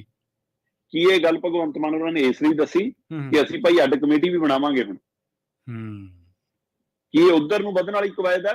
ਕਿਉਂਕਿ ਇਹ ਸਪਸ਼ਟ ਹੈ ਪ੍ਰਵੀਨ ਜੀ ਕਿ ਇਸ ਐਕਟ ਦੇ ਵਿੱਚ ਇਹ ਸੋਧ ਲਾਗੂ ਨਹੀਂ ਕਰ ਸਕਦੇ ਆਪ। ਠੀਕ ਹੈ, ਇਹ ਸੋਧ ਕਰਨ ਦਾ ਮਤਾ ਹੀ ਪਾਸ ਕੀਤਾ ਨਾ, ਉਹ ਮਤਾ ਜਾਣਾ ਕਿਹਦੇ ਕੋਲ ਹੈ? ਰਾਜਪਾਲ ਕੋਲ, ਤੇ ਰਾਜਪਾਲ ਨੇ ਮੋਹਰ ਨਹੀਂ ਲਾਉਣੀ, ਫਿਰ ਇਹ ਜਾਣਾ ਕਿੱਥੇ ਹੈ? ਅਦਾਲਤ 'ਚ। ਤੇ ਅਦਾਲਤ ਦੇ ਵਿੱਚ ਫਿਰ ਉਹੀ ਫੂਲਕੇ ਵਾਲਾ ਪਹਿਲੂ ਜਿਹੜਾ ਸਾਹਮਣੇ ਆਇਆ ਉੱਭਰ ਕੇ ਕਿ ਭਾਈ ਤੁਸੀਂ ਆਪਣੀ ਵੱਖਰੀ ਬਣਾ ਸਕਦੇ ਹੋ ਫਿਰ। ਠੀਕ ਹੈ, ਤੇ ਕੀ ਇਹ ਵੱਖਰੀ ਕਮੇਟੀ ਬਣਾਉਣੀ ਹੈ? ਕੀ ਮਤਲਬ ਅਸੀਂ ਕਹਿੰਦੇ ਆ ਕਿ ਇੱਕ ਬਾਦਲਾਂ ਤੋਂ ਗੋਲ ਛਡਾ ਕੇ ਦੂਏ ਕੇਜਰੀਵਾਲ ਰਾਘਵ ਚੱਡਾ ਨੂੰ ਸੌਂਪਣੀ ਹੈ? ਕੀ ਉਸ ਕਵਾਇਦ ਵੱਲ ਤਾਂ ਨਹੀਂ? ਜਾਂ ਸੱਚਮੁੱਚ ਇਹਦੇ ਵਿੱਚ ਸਿਰਫ ਗੁਰਬਾਣੀ ਦੇ ਪ੍ਰਸਾਰਣ ਤੱਕ ਦਾ ਮਸਲਾ ਹੈ? ਪਰ ਜੇਕਰ ਗੁਰਬਾਣੀ ਦੇ ਪ੍ਰਸਾਰਣ ਤੱਕ ਦਾ ਮਸਲਾ ਹੈ ਤਾਂ ਕੁਝ ਪੰਥਕ ਧਿਰਾਂ ਨਾਲ ਮੇਰੀ ਕੱਲ ਗੱਲ ਹੋ ਰਹੀ ਸੀ, ਜਿਹੜੇ ਪਾਰਟੀਆਂ ਤੋਂ ਬਹੁਤ ਦੂਰ ਨੇ, ਜਿਹੜੇ ਦ੍ਰਿਸ਼ਾਂ ਤੋਂ ਬਹੁਤ ਦੂਰ ਨੇ, ਟੀਵੀ ਚੈਨਲਾਂ ਤੋਂ ਬਹੁਤ ਦੂਰ ਨੇ, ਉਹ ਕਹਿੰਦੇ ਸਾਨੂੰ ਭਗਵੰਤ ਮਾਨ ਦੀ ਮਨਸ਼ਾ ਤੇ ਰੱਤਾ ਸ਼ੱਕ ਨਹੀਂ। ਠੀਕ ਹੈ, ਉਹਦੀ ਮਨਸ਼ਾ ਬਿਲਕੁਲ ਸਹੀ ਹੋ ਸਕਦੀ ਹੈ, ਪਰ ਉਹਦੇ ਆਕਾਵਾਂ ਦੀ ਮਨਸ਼ਾ ਤੇ ਸਾਨੂੰ ਪੂਰਾ ਸ਼ੱਕ ਹੈ। ਉਹ ਕਹਿੰਦੇ ਕਿ ਜੇ ਭਗਵੰਤ ਮਾਨ ਇਹੋ ਕਰਨਾ ਚਾਹੁੰਦੇ ਸੀ ਤਾਂ ਉਹਨਾਂ ਨੇ ਪੰਜਾਬ ਦਾ ਪਹਿਲਾਂ ਇਸ ਪਹਿਲੂ ਤੇ ਭਰੋਸਾ ਕਿਉਂ ਨਹੀਂ ਜਿੱਤਿਆ? ਸਿੱਖ ਸੰਗਤ ਦਾ ਭਰੋਸਾ ਕਿਉਂ ਨਹੀਂ ਜਿੱਤਿਆ? ਇਹਦੇ ਵਿੱਚ ਆ ਵੰਡੀਆਂ ਪਵਾ ਕੇ ਉਹਨਾਂ ਨੂੰ ਕੀ ਸਵਾਦ ਆ ਰਿਹਾ ਕਿ 5 ਧੜਿਆਂ 'ਚ ਖੜੇ ਅੱਜ ਅਸੀਂ? ਉਹ ਕਹਿੰਦੇ ਕਿ ਚੰਗਾ ਹੁੰਦਾ। ਇਹ ਉਹ ਪਾਰਟੀ ਹੈ ਜਿਹੜੀ ਕਹਿੰਦੀ ਸੀ ਅਸੀਂ ਮੈਨੀਫੈਸਟੋ ਵੀ ਪੁੱਛ ਕੇ ਬਣਾਉਂਦੇ ਆ ਲੋਕਾਂ ਨੂੰ, ਅਸੀਂ ਉਮੀਦਵਾਰ ਵੀ ਲੋਕਾਂ ਨੂੰ ਪੁੱਛ ਕੇ ਦਿੰਦੇ ਆ, ਤੇ ਹੁਣ ਤੁਸੀਂ ਐਡਾ ਬੜਾ ਪੰਥਕ ਮਸਲਾ ਛੇੜਨ ਜਾ ਰਹੇ ਹੋ, ਜਿਹੜਾ ਮਸਲਾ ਗੁਰਦੁਆਰਾ ਕਮੇਟੀ ਤੱਕ ਜਾਣਾ ਹੈ, ਤੇ ਉਹਦੇ ਲਈ ਤੁਸੀਂ ਕਹਿੰਦੇ ਜੀ ਕਿਉਂ ਨਹੀਂ ਫਿਰ ਸੰਗਤ ਦੀ ਰਾਏ ਲਈ ਕਿਉਂ ਨਹੀਂ ਨੁਮਾਇੰਦੇ ਸੱਦੇ? ਸਾਰੇ ਸੱਦੇ ਦੇ, ਸ਼੍ਰੋਮਣੀ ਕਮੇਟੀ ਨੂੰ ਵੀ ਬਿਠਾ ਲੈਂਦੇ। ਅਸੀਂ ਨਹੀਂ ਕਹਿੰਦੇ ਕਿ ਇਕੱਲੀ ਸ਼੍ਰੋਮਣੀ ਕਮੇਟੀ ਸੱਦੋ, ਸ਼੍ਰੋਮਣੀ ਕਮੇਟੀ ਵੀ ਸੱਦੋ, ਪਰ ਉਹਦੇ ਨਾਲ ਬਾਕੀ ਸਾਰਿਆਂ ਨੂੰ ਵੀ ਸੱਦ ਲਓ, ਕਰ ਲਓ ਵਿਚਾਰਾਂ, ਖੁੱਲੀਆਂ ਵਿਚਾਰਾਂ ਕਰ ਲੈਂਦੇ। ਕੀ ਮੁੱਕਣ ਲੱਗਿਆ ਸੀ 1 ਮਹੀਨੇ ਬਾਅਦ ਕਹਿੰਦੇ ਕਰ ਲੈਂਦੇ, ਪਰ ਭਗਵੰਤ ਮਾਨ ਹੋਰੀ ਕਹਿੰਦੇ ਨਾ 1 ਜੁਲਾਈ 'ਚ ਕਰਨਾ, ਜੁਲਾਈ ਤੱਕ ਪਹਿਲਾਂ ਕਰਨਾ ਇਸ ਲਈ ਜ਼ਰੂਰੀ ਸੀ ਕਿ 21 ਜੁਲਾਈ ਨੂੰ ਜਿਹੜਾ PTC ਚੈਨਲ ਨਾਲ ਸਮਝੌਤਾ ਹੋਇਆ ਉਹ 11 ਸਾਲਾਂ ਦਾ ਸੌਦਾ ਸੀ, ਉਹ ਮੁੱਕ ਜਾਣਾ, ਤੇ ਨਵਾਂ ਸੌਦਾ ਇਹਨਾਂ ਨੇ 11 ਸਾਲਾਂ ਦਾ ਫੇਰ ਕਰ ਲੈਣਾ। ਜੇ ਉਹਦੇ ਨਾਲ ਨਹੀਂ ਤਾਂ ਇੱਕ ਹੋਰ ਉਹਨਾਂ ਦਾ ਹੀ ਘਰ ਇੱਕ ਹੋਰ ਚੈਨਲ ਖੜਾ ਕਰ ਲਿਆ, ਉਹਨੂੰ ਦੇ ਦੇਣਗੇ। ਜੇ ਸ਼੍ਰੋਮਣੀ ਕਮੇਟੀ ਆਪਣਾ ਚੈਨਲ ਵੀ ਲਿਆਂਦੀ ਤਾਂ ਵੀ ਉਹ ਉਸੇ ਨੇ ਚਲਾਉਣਾ ਸੀ, ਇਸ ਲਈ ਉਹਨਾਂ ਕੋਲੇ ਰਹਿਣਾ ਸੀ 11 ਸਾਲਾਂ ਲਈ। ਦੁਬਾਰਾ ਕਹਿੰਦੇ ਉਹਨਾਂ ਕੋਲ ਨਾ ਚਲਾ ਜਾਵੇ, ਇਸ ਲਈ ਸਾਨੂੰ ਤੁਰੰਤ ਕਰਨਾ ਪਿਆ। ਸੋ ਕੀ ਇਹ ਗੁਰਬਾਣੀ ਮੁਕਤ ਕੀਤੀ ਆ? ਕੀ ਇਹ ਗੁਰਬਾਣੀ ਮੁਕਤ ਕੀਤੀ ਆ, ਜਾਂ ਗੁਰਬਾਣੀ ਦੇ ਉੱਤੇ ਸਿਆਸਤ ਕੀਤੀ ਆ, ਜਾਂ ਇਸ ਪ੍ਰਸਾਰਣ ਨੂੰ ਲੈ ਕੇ ਕਮੇਟੀ ਤੱਕ ਜਾਣਾ? ਔਰ ਕਮੇਟੀ ਉਸੇ ਤਰਜ਼ ਤੇ, ਜਿਸ ਤਰਜ਼ ਤੇ ਦਿੱਲੀ ਕਮੇਟੀ, ਜਿਸ ਤਰਜ਼ ਤੇ ਹਰਿਆਣਾ ਕਮੇਟੀ, ਉਸੇ ਤਰਜ਼ ਤੇ ਪੰਜਾਬ 'ਚ ਇੱਕ ਕਮੇਟੀ ਬਣਾ ਕੇ ਕਬਜ਼ਾਉਣ ਦੀ ਤਿਆਰੀ ਆ, ਜਾਂ ਸੱਚਮੁੱਚ ਗੁਰਬਾਣੀ ਦੇ ਪ੍ਰਸਾਰ ਦੀ ਆ? ਇਹ ਆਉਣ ਵਾਲੇ ਸਮੇਂ 'ਚ ਕਾਫੀ ਮਨਸ਼ਾਵਾਂ ਸਾਫ਼ ਹੋਣਗੀਆਂ, ਪਰ ਇਹ ਮਾਮਲਾ ਉਲਝੂਗਾ। ਅਜੇ ਇਹ ਤਾਣੀ ਉਲਝੂਗੀ, ਇਹ ਸੁਲਝੀ ਨਹੀਂ ਹੈ। ਜੀ। ਅਗਲੀ ਖਬਰ ਦੇ ਵੱਲ ਵਧੀਏ ਸ਼ਰਮਾ ਜੀ, ਤੇ ਗੱਲ ਕਰੀਏ RDF ਤੇ ਰੂਰਲ ਡਿਵੈਲਪਮੈਂਟ ਫੰਡ ਦੀ। ਪੇਂਡੂ ਵਿਕਾਸ ਫੰਡ ਰੋਕਣ ਦੇ ਮਸਲੇ ਨੂੰ ਲੈ ਕੇ ਮਾਨ ਨੇ ਕੇਂਦਰ ਨੂੰ ਵਿਧਾਨ ਸਭਾ ਦੇ ਵਿੱਚੋਂ ਦਿੱਤੀ ਹੈ ਸਿੱਧੀ ਧਮਕੀ। ਹਾਂ ਬਿਲਕੁਲ ਜੀ, ਕੇਂਦਰ ਬਿਲਕੁਲ ਬੇਸ਼ਰਮੀ ਤੇ ਉਤਰਿਆ ਹੋਇਆ ਜੀ। ਪੰਜਾਬ ਦਾ 4000 ਕਰੋੜ ਦੇ ਕਰੀਬ ਪੇਂਡੂ ਵਿਕਾਸ ਫੰਡ ਰੋਕਿਆ ਹੋਇਆ 4 ਸੀਜ਼ਨਾਂ ਦਾ, ਮਤਲਬ ਲਗਭਗ 2 ਸਾਲ ਦਾ। ਤੇ ਹਾੜੀ ਸੌਣੀ ਸਾਡੇ 2 ਸੀਜ਼ਨ ਜਿਹੜੇ ਆਉਂਦੇ ਨੇ, ਉਹ ਤੁਸੀਂ ਜਦੋਂ ਫਸਲ ਖਰੀਦ ਲੈਂਦੇ ਹੋ, ਫਸਲ ਖਰੀਦਣ ਦੇ ਉੱਤੇ 3% ਤੁਸੀਂ ਪੇਂਡੂ ਵਿਕਾਸ ਫੰਡ ਦੇਣਾ ਹੁੰਦਾ ਹੈ, ਤੇ ਪਿਛਲੇ 4 ਸੀਜ਼ਨਾਂ ਤੁਸੀਂ ਦੇ ਹੀ ਨਹੀਂ ਰਹੇ, ਹੈ ਨਾ। ਉਹਦੇ ਵਿੱਚੋਂ ਮਤਲਬ ਕਿ ਲਗਾਤਾਰ ਤੁਸੀਂ 2021-22 ਵਾਲਾ, ਫਿਰ 2022-23 ਵਾਲਾ, ਫਿਰ 2022-23 ਵਾਲਾ ਦੂਜੇ ਸੀਜ਼ਨ ਦਾ, ਫਿਰ 23-24 ਵਾਲਾ ਆਹ ਸੀਜ਼ਨ ਜਿਹੜਾ ਹਾਲ ਹੀ ਚ ਲੰਘ ਕੇ ਗਿਆ, ਤੁਸੀਂ ਇਹਨਾਂ 4 ਸੀਜ਼ਨਾਂ ਦਾ ਲਗਭਗ 2 ਸਾਲ ਦਾ ਪੇਂਡੂ ਵਿਕਾਸ ਫੰਡ 3622 ਕਰੋੜ 60 ਲੱਖ ਦੇ ਕਰੀਬ ਤੁਸੀਂ ਰੋਕ ਕੇ ਬੈਠੇ ਹੋ ਪੰਜਾਬ ਦਾ। 3622 ਕਰੋੜ 40 ਲੱਖ ਇਹ ਰੁਪਈਆ ਤੁਸੀਂ ਰੋਕ ਕੇ ਬੈਠੇ ਹੋ ਤੇ ਉਹ ਤੁਸੀਂ ਰਿਲੀਜ਼ ਹੀ ਨਹੀਂ ਕਰ ਰਹੇ, ਤੇ ਫਿਰ ਪੰਜਾਬ ਦੇ ਪਿੰਡਾਂ ਦੇ ਵਿਕਾਸ ਦੇ ਉੱਤੇ ਅਸਰ ਨਹੀਂ ਪੈਣਾ। ਤੇ ਹੁਣ ਮੁੱਖ ਮੰਤਰੀ ਭਗਵੰਤ ਮਾਨ ਹੋਰੀ ਕੱਲ ਇਹਨੂੰ ਲੈ ਕੇ ਮਤਾ ਲੈ ਕੇ ਆਏ, ਇਹ ਮਤਾ ਪਾਸ ਹੋਇਆ। ਪਾਸ ਹੋਣ ਤੇ ਉਹਨਾਂ ਨੇ ਸਾਫ਼ ਲਫ਼ਜ਼ਾਂ ਦੇ ਵਿੱਚ ਉੱਥੇ ਕਿਹਾ ਕਿ ਸਪੀਕਰ ਸਾਹਿਬ, ਕੇਂਦਰ ਨੂੰ ਅਸੀਂ ਬੇਨਤੀ ਕਰਦੇ ਹਾਂ ਕਿ ਪੰਜਾਬ ਦਾ ਬਣਦਾ ਹੈ 3622 ਕਰੋੜ ਤੋਂ ਵੱਧ ਵਾਲੀ ਰਾਸ਼ੀ ਸਾਨੂੰ ਤੁਰੰਤ ਰਿਲੀਜ਼ ਕਰੇ। ਮੇਰੀ ਮੰਤਰੀਆਂ ਨਾਲ ਬੈਠਕ ਹੋਈ ਸੀ, ਉਹਨਾਂ ਨੇ ਸਾਨੂੰ ਕੇਂਦਰੀ ਮੰਤਰੀਆਂ ਨੇ ਭਰੋਸਾ ਵੀ ਦਿੱਤਾ ਸੀ, ਪਰ ਉਹ ਭਰੋਸਾ ਵੀ ਹਵਾ ਹੀ ਹੋ ਗਿਆ। ਅਜੇ ਤੱਕ ਵਿਕਾਸ ਫੰਡ ਵਾਲੇ ਪੈਸੇ ਆਏ ਨਹੀਂ। ਸੋ ਦੇਖ ਲਓ ਜੀ, ਦੇਣੇ ਆ ਦੇ ਦਿਓ, ਨਹੀਂ ਫਿਰ ਗਰਮੀਆਂ ਦੀਆਂ ਛੁੱਟੀਆਂ ਮੁੱਕਣ ਵਾਲੀਆਂ, ਸੁਪਰੀਮ ਕੋਰਟ ਖੁੱਲਣ ਵਾਲੀ ਹੋਊਗੀ। ਜੀ ਸੋ ਇਸ ਲਈ ਇਹ ਤੋਂ ਸਪਸ਼ਟ ਹੈ ਕਿ ਮੁੱਖ ਮੰਤਰੀ ਹੋਰੀ, ਆਪਾਂ ਕੱਲ ਹੀ ਇਹ ਗੱਲ ਕੀਤੀ ਸੀ ਕਿ ਉਹ ਕਾਨੂੰਨੀ ਚਾਰਜ ਲਈ ਤਿਆਰ ਨੇ ਸਾਰੇ ਪਹਿਲੂਆਂ ਦੀ ਜੀ। ਇਸ ਲਈ ਉਹ ਇਸ ਮਸਲੇ ਨੂੰ ਅਦਾਲਤ ਤੱਕ ਜਾਣ ਵਾਲੇ ਪਹਿਲੂ ਤੋਂ ਵੀ ਪਿੱਛੇ ਹਟਣ ਵਾਲੇ ਨਹੀਂ ਹੈਗੇ। ਸੋ ਇਸ ਲਈ ਇਹ ਮਾਮਲਾ ਵੱਡਾ ਬਣੂਗਾ। ਪਰ ਪੇਂਡੂ ਵਿਕਾਸ ਫੰਡ ਰੁਕਣ ਦਾ ਮਸਲਾ ਕਿਉਂ ਨਹੀਂ ਸਮਝ ਰਹੀਆਂ ਸਾਡੀਆਂ ਰਾਜਨੀਤਿਕ ਧਿਰਾਂ? ਠੀਕ ਹੈ। ਪੇਂਡੂ ਵਿਕਾਸ ਫੰਡ ਪ੍ਰਵੀਨ ਜੀ ਜੁੜਿਆ ਕਿਸ ਕੰਮ ਨਾਲ ਹੈ? ਮੰਡੀ ਨਾਲ। ਮੰਡੀ ਨਾਲ। ਅਗਲੇ ਕਹਿੰਦੇ ਜਦ ਮੰਡੀਆਂ ਅਸੀਂ ਮੁਕਾ ਰਹੇ ਹਾਂ ਤਾਂ ਤੁਹਾਡਾ ਕੀ ਕੰਮ ਰਹਿ ਗਿਆ ਪੇਂਡੂ ਵਿਕਾਸ ਫੰਡ ਦਾ? ਤੇ ਪੰਜਾਬ ਦੇ ਵਿੱਚ ਸਾਰੇ ਥਾਵਾਂ ਨੂੰ, ਮਤਲਬ ਕਿ ਜਿਹੜੀਆਂ ਸਟੋਰੇਜ ਨੇ ਇਹਨਾਂ ਦੇ, ਉਹਨਾਂ ਸਾਰਿਆਂ ਨੂੰ, ਗੋਦਾਮਾਂ ਨੂੰ, ਜਿਹੜੇ ਅੱਜ ਕੱਲ੍ਹ ਅਵਾਨੀ ਡਾਨੀਆਂ ਨੇ ਲੈ ਲਏ ਭਾੜੇ ਤੇ, ਸਰਕਾਰੀ ਗੋਦਾਮ ਵੀ, ਉਹਨਾਂ ਨੂੰ ਮੰਡੀ ਦਾ ਦਰਜਾ ਕਿਹਨੇ ਦਿੱਤਾ ਜੀ? ਕਿਹੜੀ ਸਰਕਾਰ ਨੇ ਦਿੱਤਾ ਜੀ? ਇਹਨਾਂ ਨੇ ਪ੍ਰਵਾਨਗੀ ਦਿੱਤੀ ਹੈ।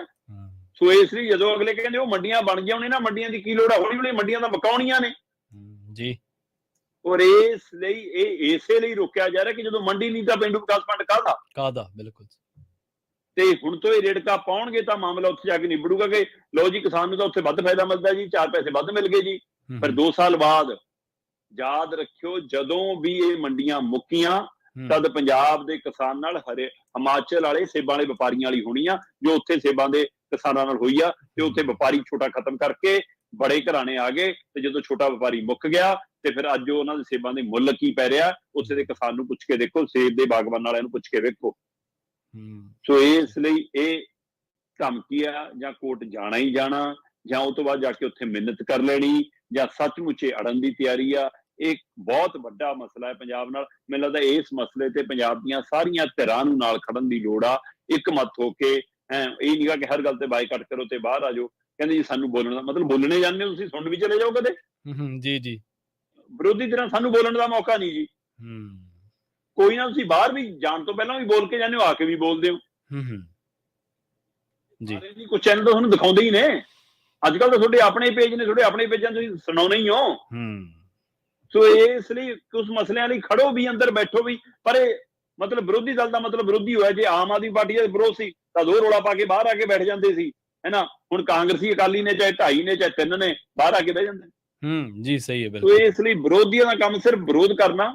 ਪਰ ਇਹ ਫੈਸਲਾ ਸਰਕਾਰ ਜੇ ਅੜ ਜਾਵੇ ਇਸ ਮਸਲੇ ਤੇ, ਤਾਂ ਪੰਜਾਬ ਦੀਆਂ ਸਾਰੀਆਂ ਪਾਰਟੀਆਂ ਨੂੰ ਸਾਥ ਦੇਣਾ ਚਾਹੀਦਾ ਹੈ। ਇਹ ਪੰਜਾਬ ਦੇ ਵਿਕਾਸ ਦਾ, ਪਿੰਡਾਂ ਦੀ ਹੋਂਦ ਦਾ ਮਸਲਾ।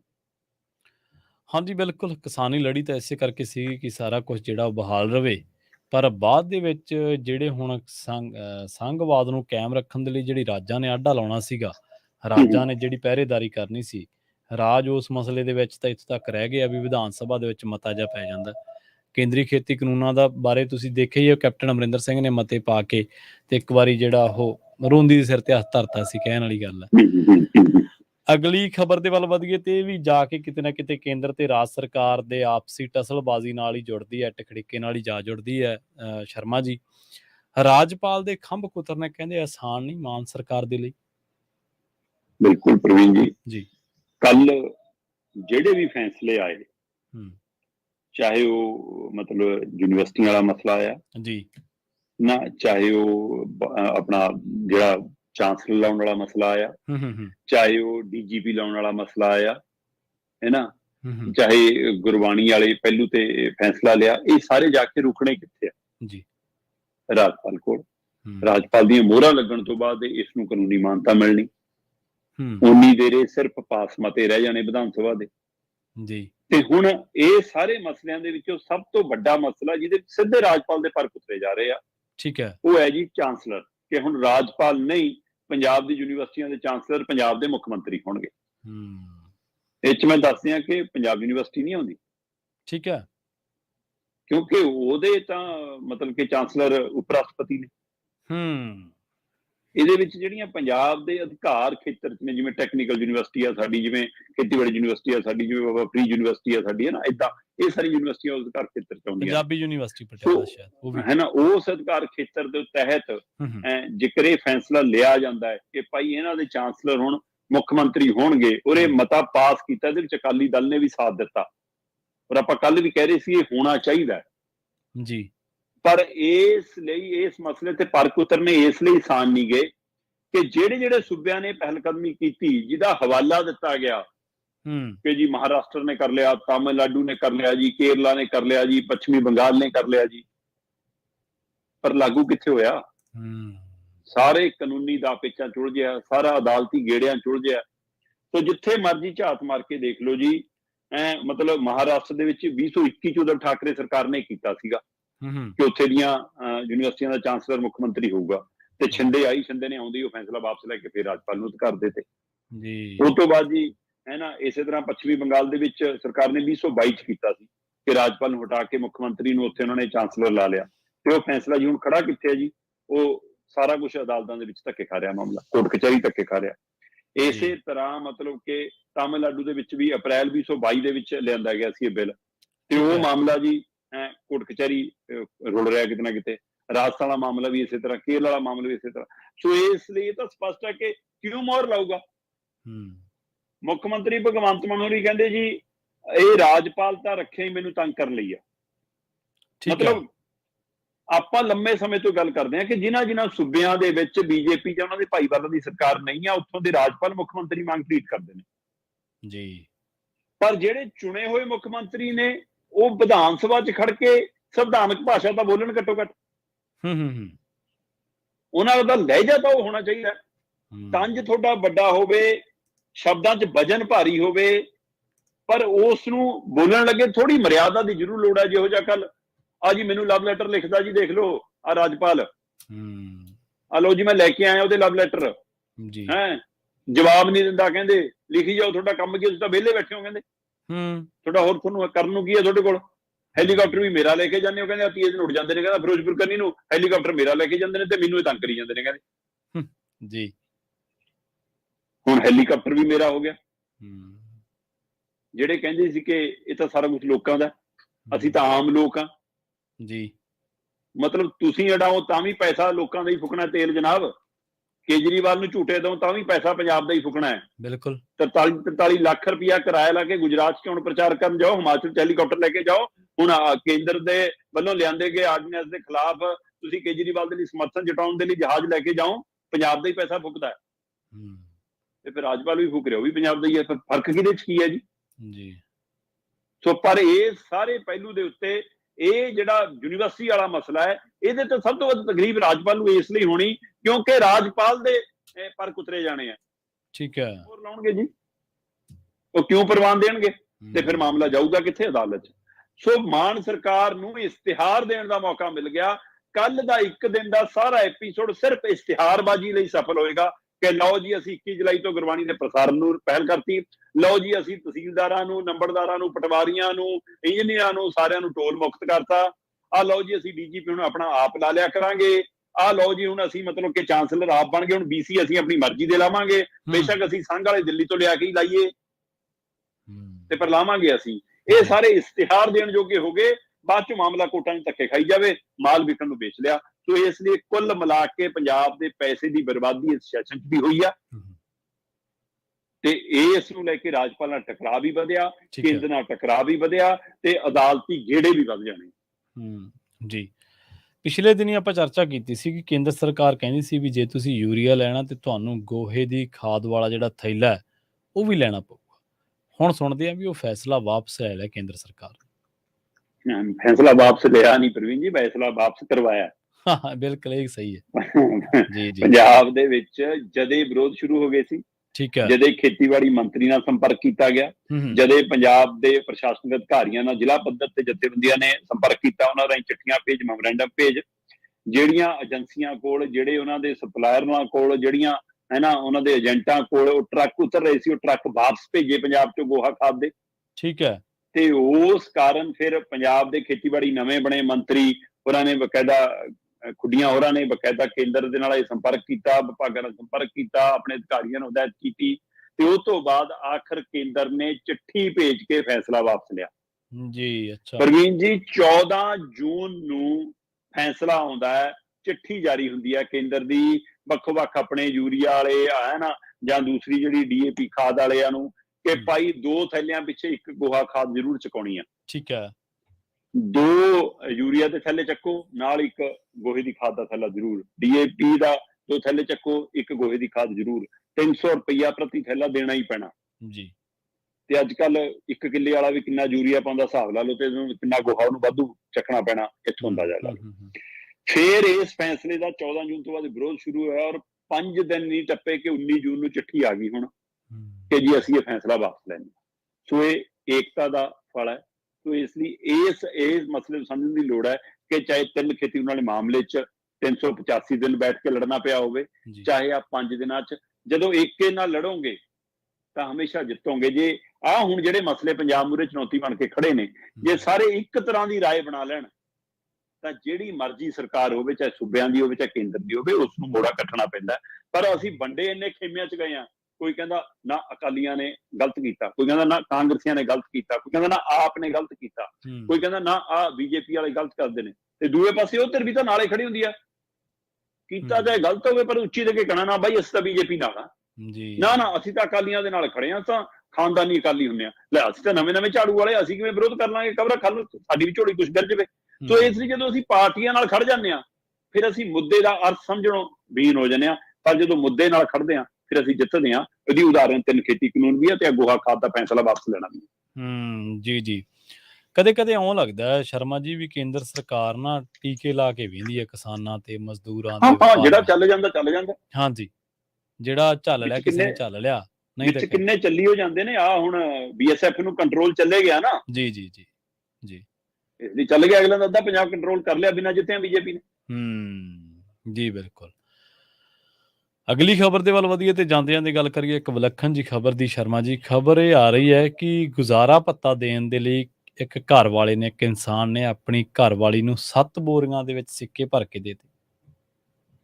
ਬਿਲਕੁਲ ਜੀ, ਇਹ ਮਨਸ਼ਾ ਤੰਗ ਕਰਨ ਦੀ ਉਹ ਲੱਗਦੀ ਹੁੰਦੀ ਹੈ ਇਹਦੇ ਵਿੱਚ ਕਿ ਬਕਾਇਦਾ ਤੌਰ ਤੇ ਅਦਾਲਤ ਦੇ ਵਿੱਚ ਤਲਾਕ ਦਾ ਕੇਸ ਚੱਲਦਾ ਸੀਗਾ ਤੇ ਪਿਛਲੇ 11 ਕੁ ਮਹੀਨਿਆਂ ਤੋਂ ਘਰ ਵਾਲਾ ਕਹਿੰਦੇ ਕਿ ਗੁਜ਼ਾਰਾ ਭੱਤਾ ਵੀ ਦੇ ਰਿਹਾ ਸੀ। ਮਾਤਰ 5000 ਰੁਪਏ ਗੁਜ਼ਾਰਾ ਭੱਤਾ ਲੱਗਿਆ ਸੀ ਘਰ ਵਾਲੀ ਨੂੰ।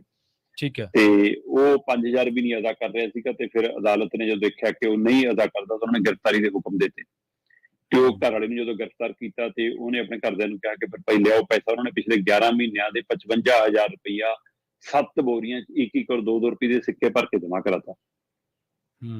ਤੇ ਉਹ ਘਰ ਵਾਲੀ ਤੇ ਵਕੀਲ ਕਹਿੰਦੇ ਜੀ ਇਹ ਸਾਨੂੰ ਮਾਨਸਿਕ ਪ੍ਰੇਸ਼ਾਨ ਕਰਨ ਦਾ ਤਰੀਕਾ ਹੈ ਕਿ ਹੁਣ ਅਸੀਂ ਤਾਂ ਗਿਣਦੇ ਹੀ ਮਰ ਜਾਵਾਂਗੇ ਇੱਥੇ, ਤੂੰ ਇੰਨਾ ਪੈਸਾ ਗਿਣਨਾ ਕਿਵੇਂ ਹੈ। ਤੇ ਉਹਦਾ ਘਰ ਵਾਲਾ ਤੇ ਉਹਦੇ ਵਕੀਲ ਕਹਿੰਦੇ ਜੀ ਇਹ ਗਲਤ ਹੈ ਜੀ, ਇਹ ਕਰੰਸੀ ਦਾ ਅਪਮਾਨ ਹੈ ਜੀ, ਇਹ ਭਾਰਤੀ ਕਰੰਸੀ ਹੈ, ਲੀਗਲ ਕਰੰਸੀ ਹੈ, ਅਸੀਂ ਕੋਈ ਕਰੰਸੀ ਤੋਂ ਬਾਅਦ ਤਾਂ ਦੇ ਨਹੀਂ ਰਹੇ ਕੁਛ। ਜਾਂ ਤਾਂ ਇਹ ਕਰੰਸੀ ਰੱਦ ਹੋ ਗਈ ਹੋਵੇ ਕਿ 1 ਰੁਪਏ ਦਾ ਸਿੱਕਾ ਮਾਨਤਾ ਨਹੀਂ ਗੀ ਜੀ, 2 ਰੁਪਏ ਸਿੱਕੇ ਮਾਨਤਾ ਨਹੀਂ ਜੀ, ਤੇ ਫਿਰ ਦੱਸੋ। ਤੇ ਜੱਜ ਨੂੰ ਇਹ ਗੱਲ ਠੀਕ ਲੱਗੀ। ਜੱਜ ਸਾਹਿਬ ਕਹਿੰਦੇ ਕਿ ਬਿਲਕੁਲ ਸਹੀ ਕਹਿ ਰਹੇ ਹੋ ਵਕੀਲ ਸਾਹਿਬ ਤੁਸੀਂ ਵੀ, ਤੇ ਤੁਹਾਡਾ ਕਲਾਇੰਟ ਵੀ ਸਹੀ ਕਹਿ ਰਿਹਾ ਕਿ ਭਾਰਤੀ ਕਰੰਸੀ ਹੈ। ਸੋ ਬਿਲਕੁਲ ਜੀ ਤੁਸੀਂ, ਤੁਹਾਡਾ ਇਹ ਪੈਸਾ ਪ੍ਰਵਾਨ ਹੈ, ਤੁਹਾਡਾ ਇਹ 55000 7 ਬੋਰੀਆਂ 'ਚ ਭਰ ਕੇ ਲਿਆਂਦਾ ਪ੍ਰਵਾਨ ਹੈ। ਬਸ ਇੰਨੀ ਕੁ ਬੇਨਤੀ ਹੈ ਕਿ ਇਹਨੂੰ ਗਿਣ ਲਓ ਆਪ ਤੇ 1000 ਦੀਆਂ ਥੈਲੀਆਂ ਬਣਾਓ 55 ਥੈਲੀਆਂ 55000 ਦੀਆਂ, ਅੱਡ ਥੈਲੀ ਪੂਰੀ ਕਰੋ, ਇੱਥੇ ਅਦਾਲਤ 'ਚ ਬਹਿ ਕੇ ਗਿਣ ਦਿਓ, ਗਿਣ ਕੇ ਦੇ ਦਿਓ ਫਿਰ। ਸੋ ਇਸ ਲਈ ਹੁਣ ਜਿਹੜਾ ਉਹਨਾਂ ਨੇ ਸੋਚਿਆ ਹੋਣਾ ਕਿ ਉਹ ਧਿਰ ਗਿਣੂਗੀ, ਉਹ ਗਿਣਤੀ ਆਪਣੇ ਵਾਲੇ ਪਾਸੇ ਪੈ ਗਈ ਤੇ ਜੇ 1 ਥੈਲੀ 'ਚ ਘੱਟ ਵੱਧ ਵੀ ਚਲਾ ਗਿਆ ਤਾਂ ਵੀ ਫਿਕਰ ਰਹਿਣਾ ਕਿ ਫਿਰ ਨਾ ਦੂਏ ਦਿਨ ਆ ਕੇ ਕਹਿ ਦੇਣੇ ਜੀ 10 ਰੁਪਏ ਘੱਟ ਨਿਕਲੇ, 100 ਰੁਪਇਆ ਘੱਟ ਨਿਕਲਿਆ। ਸੋ ਇਸ ਲਈ ਇਹ ਜੈਪੁਰ ਦਾ ਮਾਮਲਾ ਜੀ। ਜੈਪੁਰ ਦੀ ਇੱਕ ਅਦਾਲਤ ਦੇ ਵਿੱਚ ਇਹ ਮਾਮਲਾ ਸਾਹਮਣੇ ਆਇਆ ਸੀ ਜਿਹਦੀ ਅੱਜ ਮੀਡੀਆ 'ਚ ਕਾਫੀ ਚਰਚਾ। ਠੀਕ ਹੈ ਜੀ। ਸ਼ਰਮਾ ਜੀ, ਇਹਨਾਂ ਖਾਸ ਖਬਰਾਂ ਤੇ ਖਾਸ ਜਾਣਕਾਰੀਆਂ ਦੇਣ ਦੇ ਲਈ ਬਹੁਤ ਬਹੁਤ ਧੰਨਵਾਦ। ਪਰ ਕਰੰਸੀ ਗਿਣ ਕੇ ਦੇਣੀ ਹੈ ਤੇ ਜਿਹੜਾ ਕੰਪਨਸੇਟ ਕਿਸੇ ਨੂੰ ਕਰਨਾ ਉਹ ਕੋਈ ਢਾਲਿਆਂ ਨਾਲ ਥੋੜ੍ਹਾ ਕਰਨਾ ਕਿਸੇ ਨੂੰ। ਬਿਲਕੁਲ ਜੀ, ਬਹੁਤ ਬਹੁਤ ਧੰਨਵਾਦ ਸ਼ਰਮਾ ਜੀ ਇੱਕ ਵਾਰ ਮੁੜ ਤੋਂ। ਬਹੁਤ ਸ਼ੁਕਰੀਆ ਜੀ। ਪ੍ਰੋਗਰਾਮ ਖਬਰ ਤੇ ਨਜ਼ਰ ਨੂੰ ਆਪਾਂ ਇੱਥੇ ਹੀ ਸਮਾਪਤ ਕਰਾਂਗੇ। ਪੰਜਾਬੀ ਰੇਡੀਓ USA ਤੇ ਪ੍ਰੋਗਰਾਮਾਂ ਦਾ ਸਿਲਸਿਲਾ ਲਗਾਤਾਰ ਜਾਰੀ ਹੈ। ਤੁਸੀਂ ਜੁੜੇ ਰਹੋ ਪੰਜਾਬੀ ਰੇਡੀਓ USA ਦੇ ਨਾਲ। ਤੇ ਆਖਿਰ ਦੇ ਵਿੱਚ ਇੱਕ ਵਾਰ ਫਿਰ ਤੋਂ ਤੁਹਾਨੂੰ ਸਭ ਨੂੰ ਪਿਆਰ ਸਤਿਕਾਰ ਸਹਿਤ ਸਤਿ ਸ਼੍ਰੀ ਅਕਾਲ।